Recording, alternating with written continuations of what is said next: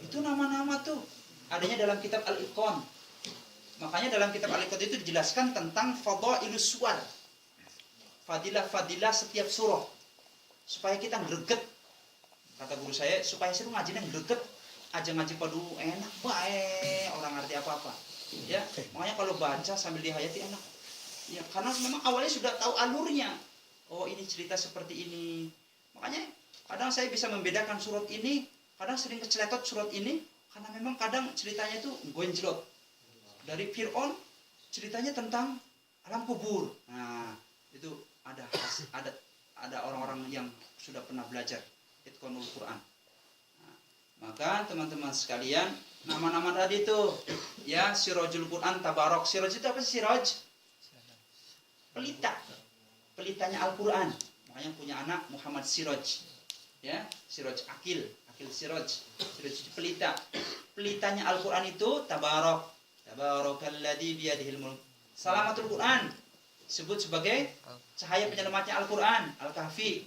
Karena siapa orang yang membaca 10 atau menghafalkan 10 ayat surah Al-Kahfi akan menyelamatkan dia dari fitnahnya Sahid Dajjal, membebaskan dari alam kubur. Kan gitu? Salamatul Quran, Sirajul Quran, Lubur Quran, Qalbur Quran. Ya kan? Hijabul Quran apa? Al-Baqarah. Hijab apa hijab? Benteng. Saya katakan, kalau kalian usaha apa saja harus kuat baca Al-Quran 1 hari 1 malam. Enggak, Al-Baqarah dalam 1 hari. Harus dihatamkan itu. Sihir sehebat apapun mental. Ya, bisa meleduk kalau memang dia ditanamkan di depan rumah kita, bisa keluar seketika itu. Asalkan kita mudawamah bacakan surah Al-Baqarah. Karena Al-Baqarah adalah hijabul Quran. Apa itu? Hijab, benteng. Ya, seperti itu. Zira'atul Quran. Apa zira'atul Quran? Iya, ini pertanian zira'ah. Iya. Artinya tanamannya Al-Quran. Al-An'am sama Al-A'raf. Kalau sampean punya sawah hektaran, ya, amalannya nggak usah repot-repot. Bacakan setiap hari itu Al-An'am sama Al-A'raf. Zira'atul Quran. Insya Allah tebunya bagus, Pak. Langsung nyolong. Ngalami nggak? Nyolong baik. Cilik, Pak. Masya Allah, cerita kecil saya nakal sekali ya. Nyolong tebu di gedag-gedag, Pak. Ya, maksudnya ngalami. Insya Allah. Ini dialami oleh paman saya. Beliau ini kan pegawai gula dulunya, sebelum kan jadi mandor. Itu dikasih tahu sama ayahanda saya itu, udah amalkan itu. Itu kalau katanya kalau mau dicolong tebunya itu seperti ada harimau menghadangnya, gitu. Itu cerita orang yang mau nyolongnya, Pak. Masya Allah, mungkin itu adalah min zira'atil Quran. Zira'atil Quran. Kunci itu anak Quran kabeh. Wis ora usah ngeliling-ngeliling ke sana kemari. Gak usah cari wangsit, pangsit. Boleh cari pangsit. Iya, pangsit boleh. Pangsitnya Kang Rito enak. Saya tunggu-tunggu sebenarnya, Pak. Iya. Malam Minggu. Iya, teman-teman sekalian. Benar. Itu ada di Quran semua. Ada di Quran semua. Nusratul Quran apa? Kang Ustaz, Nusratul Quran. Idza jaa pertolongan. Ya, syafaatnya Al-Quran, pertolongannya Al-Quran, Nusratul Quran, baca idza jaa. Makanya kayak saya, kamu pengen apa? Nah, kemarin waktu saya pengen bangun rumah itu, saya bacakan itu Nusratul Quran 41. Idza jaa nasrullahi wal fath wa ra'aitan nas yadkhulun. Ya gitu. Ini sepi, Pak. Pripun yo? Wis maca idza jaa wis, sing akeh wis. Kalau nunggu warung insyaallah Pak gemrudu, Pak. Yang beli. Insyaallah. Nusratul Quran. Syirahul Quran. Pelapang dadanya Quran, alam nasyrah. Itu ada di kitabnya, bukan kata saya. Ya. Bukan kata saya ngarang-ngarangan, sanes. Itu seperti itu. Yang lainnya insyaallah nanti kita kasih tahu. Yang penting sering ngaji saja kalau ya, banyak kunci-kunci. Makanya Syekhul Barzanji mengatakan miftahul jannah la ilaha illallah. Makna la ilaha illallah itu nuntut ilmu supaya kita ngerti la ilaha illallah. Ya kayak gini supaya kita nggak bimbang ngadapin zaman yang seperti ini.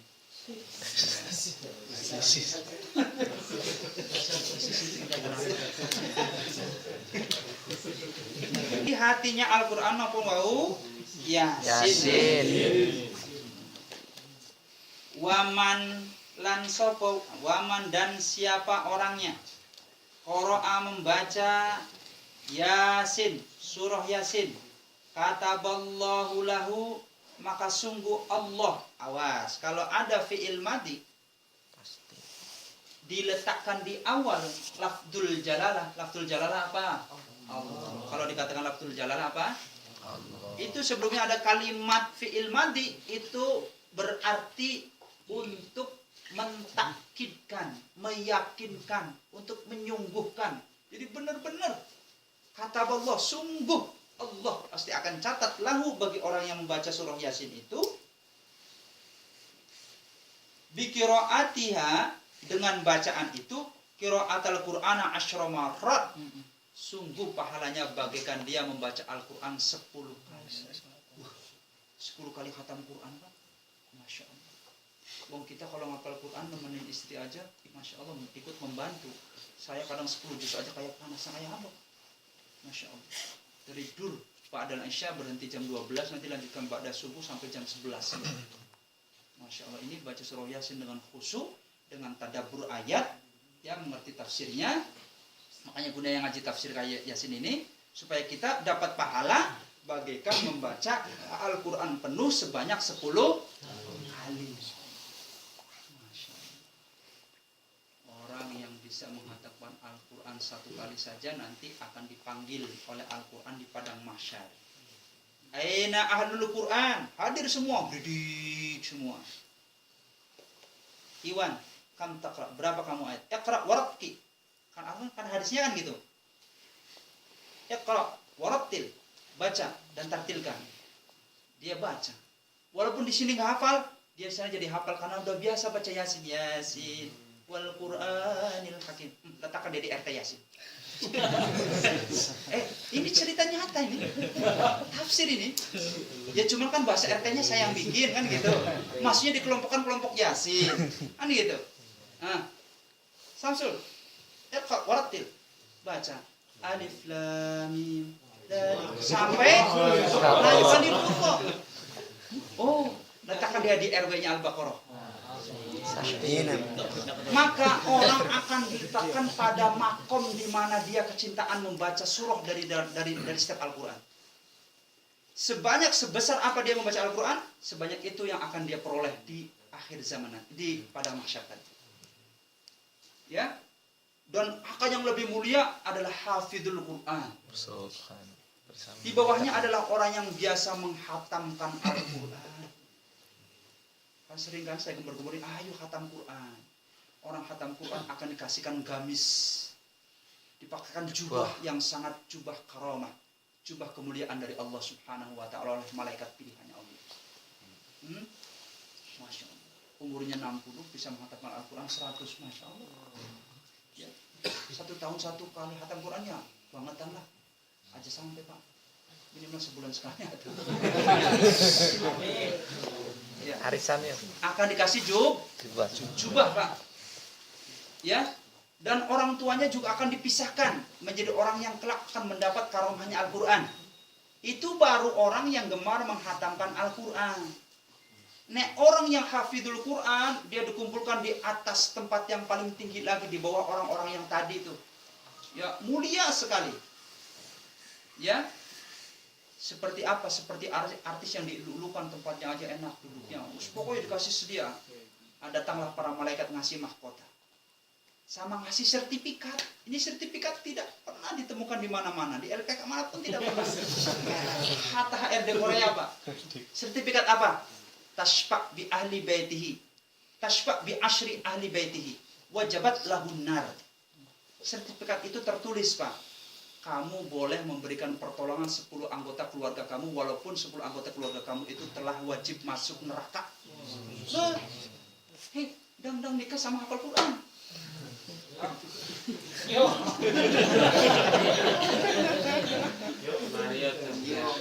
Pangelakai. Maksudnya gitu Pak.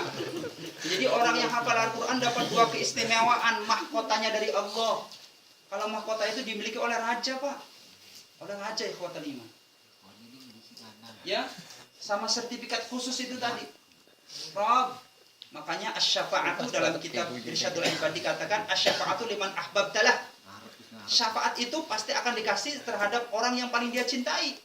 Ya otomatis, Bapak Ibu saja ya Rob, Bapak Ibu saya dapat syafaat. Adik saya nomor 3, nomor 4 enggak, nomor 4 pas sering benciin saya, sering ngiriin saya. Jadi namanya syafaat itu terhadap hati di mana kita cinta. Cinta dalamnya cinta karena Allah, bukan cinta nafsu. Istrinya bikin gedeg, ya Rob nggak mau. Ya, tahu gedeg? Dongkol, bikin dongkol. Ya, nah itu. Ya. Kalau yang hafal Quran istrinya, nggak apa-apa suami saya, Rob, dia baik banget. Dia setiap bulan dikirim semua.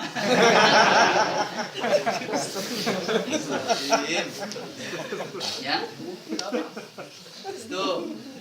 Makanya teman-teman sekalian dirahmati Allah Subhanahu wa taala, programkan dari sekian banyak anak kita harus ada yang bisa hafal Al-Qur'an. Ditempatkan pada lembaga-lembaga penghafal Quran yang baik. Ya. Tuh, biar kita itu ya. Saya aja kalau menghafal dulu kan bebungah orang tua, bebungah ibu saya. Bu, doainnya Bu biar hafal Quran. Nanti Ibu tak tolong. Insyaallah gitu. Ya, mulia orang tua yang memiliki anak penghafal Al-Quran. Jangan khawatir kalau rezeki mah, wah nanti bab rezeki akan kita bahas. Ya, bagaimana Rasulullah memberikan tips-tips ya tentang kenyamanan mendapat rezeki dari Allah Subhanahu wa taala. Dan saudaraku, 4 hari ini saya digoncangkan dengan godaan yang sangat dahsyat lagi. Ya, saya ditawarin untuk menjadi imam di Belanda. Tadi saya sudah cerita sama kamu. Ini sama kamu Suripto sama Ustaz Ade juga, Dede. Saya sedang digoncangkan 4 hari ini sehingga saya istighfar beberapa kali sampai tadi malam menangis-nangis memohon petunjuk yang terbaik buat saya. Karena dari Belanda teman saya, kakak kelas saya, Dr. Nizar itu mengatakan, "Cut sudah. Jangan jadi TKI, ayo ke sini." Nah, dia mau ditugaskan di Belgia. Islamic Center sana. Bagi pribadi saya, kalau saya silau dengan hal-hal seperti itu mungkin nyaman Pak. Gajinya di atas rata-rata kita. Gaji pokoknya sampai 14, belum lagi uang-uang yang lain sampai 30. Kalau saya mau nyari titik aman, enak keluarga saya, mungkin saya pilih yang itu. Ngomong ke Sajang, beli tiket, sudah selesai. Saya pikirnya panjang Pak. Saya melihat Indonesia bagaimana ke depan. Anak-anak saya bagaimana, anak-anak seumuran saya bagaimana. Kan gitu. Remaja-remaja itu bagaimana nanti, ya Allah, gitu kan.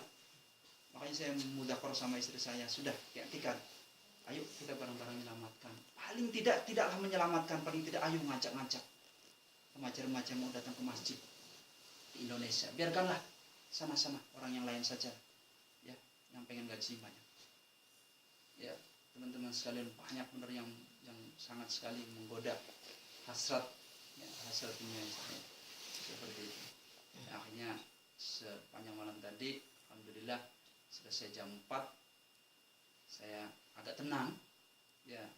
Setelah saya ulang-ulang hafalan, saya pikir sudah kelarkan saja semampu saya di sini ya, berapa bulan ke depan atau berapa yang semampu saya gitu kan, ulang lebih baik saya seadanya saja di Indonesia, yang penting bisa menyelamatkan generasi muda oleh para mereka yang merusak dari kalangan Syiah dan kalangan-kalangan liberalis yang merusak kalangan kita semua. Itu teman-teman sekalian, persahabatan kita, perkumpulan kita di sini kalau bisa dilanjutkan di Indonesia. Amin. Kuat akidah, bikin satu komunitas yang cinta kebaikan. Ya, seperti itu. Biarlah jadi kaya-kaya semua. Yang miskin ya jangan sampai miskin semua. Kaya semua lah. Kaya semua. Ya komandonya siapa sajalah. Insya Allah teman-teman sekalian, kalau jamaah pasti Allah bukakan pintu keberkahan. Karena al-barakatu ma'al jamaah. Karena itu sama.